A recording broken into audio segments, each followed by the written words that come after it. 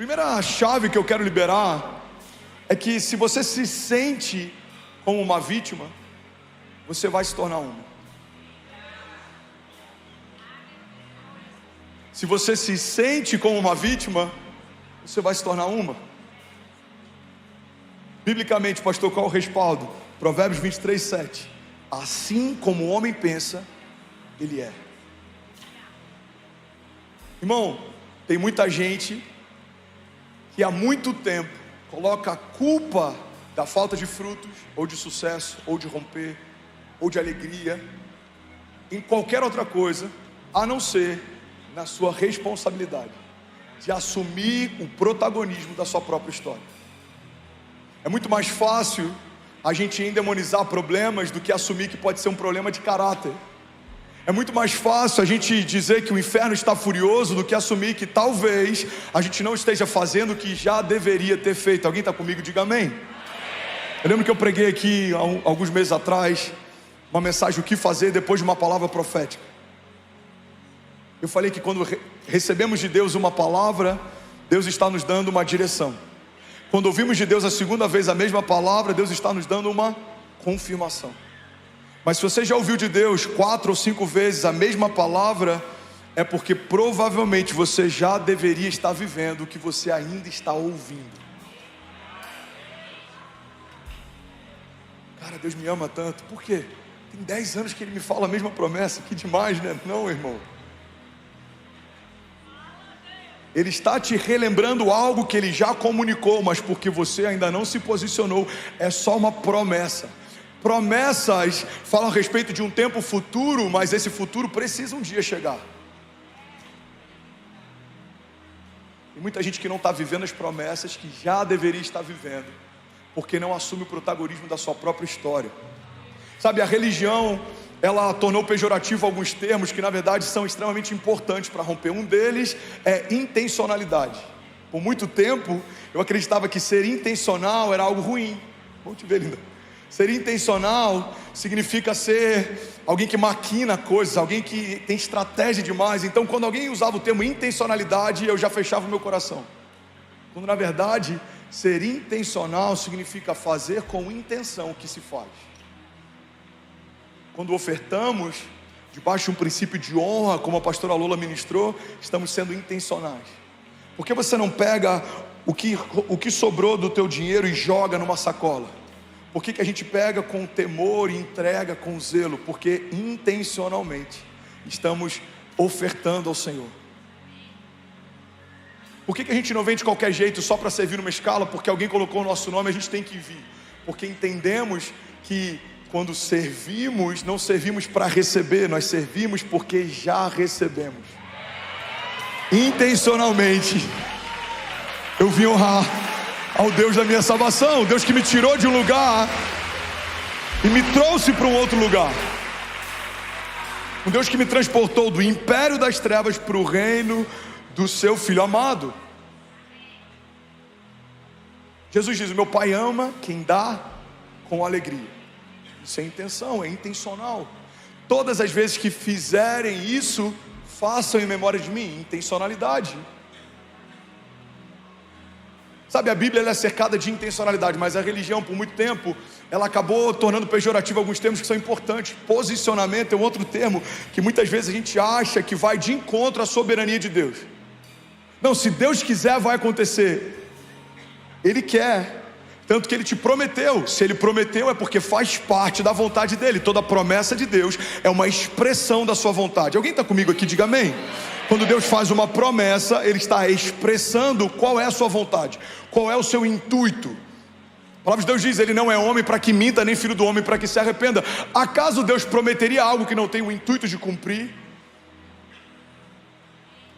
Então se Deus te prometeu algo, a vontade dEle é cumprir. Então a gente tem que parar de ficar nesse lugar de se Deus quiser vai acontecer. Não, irmão, Ele quer, tanto que Ele te prometeu. Agora você precisa estar no lugar que Deus te chamou para estar, para que Deus possa cumprir o que Deus disse que vai cumprir. Alguém comigo aqui? Diga amém.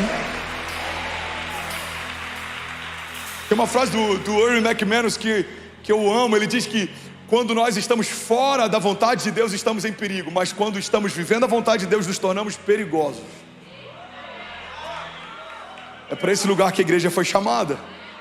É por isso que toda revolução política e social que não tem princípios ligados ao cristianismo, a primeira coisa que tenta fazer é abafar a voz, a autoridade, a autonomia, o governo, o poder da igreja. Por quê? Porque quando estamos vivendo a vontade de Deus, irmão, nos tornamos perigosos. Governos foram destituídos, reinos começaram e cessaram, revoluções sociais iniciaram e pararam, mas a igreja de Jesus continua poderosa, gloriosa, triunfante, avançando. Nada parou a igreja. Quando estamos vivendo a vontade de Deus, nos tornamos perigosos. Mas a gente pode ver alguns fenômenos sociológicos, por exemplo, em algumas nações, que a igreja se fundiu com o Estado. Em alguns lugares em que o Estado tem controle até sobre o sermão que os pastores e líderes religiosos vão ministrar nos seus cultos. Em todos esses lugares a igreja não é mais perigosa, ela se tornou insossa. Irmão, guarda isso aqui em nome de Jesus. O nosso posicionamento, a nossa intencionalidade é o que vai definir que tipo de história vamos construir com Deus. Porque a vontade de Deus sempre vai ser curar o enfermo, libertar o cativo, vai ser alcançar todos os povos, mas nós precisamos assumir o protagonismo na construção da nossa história. Não, isso não fere a soberania de Deus, porque quando Deus te deu liberdade para sonhar, e você está alinhado com os sonhos de Deus, o que você sonha para si, é o que Deus já sonhou para você. João diz, se vocês permanecerem em mim, as minhas palavras permanecerem em vós, me pedirão o que quiserem e lhes será concedido. Deus está dizendo, se você continuar conectado ao meu coração e as minhas palavras continuarem sendo o centro da tua história, o que você vai me pedir já é o que eu quero te dar. Então pode me pedir o que quiser e lhe será concedido. Alguém comigo aqui, pelo amor de Deus, diga amém. Aleluia. Aleluia. Já falei sobre isso várias vezes, mas vai ser novo para alguém.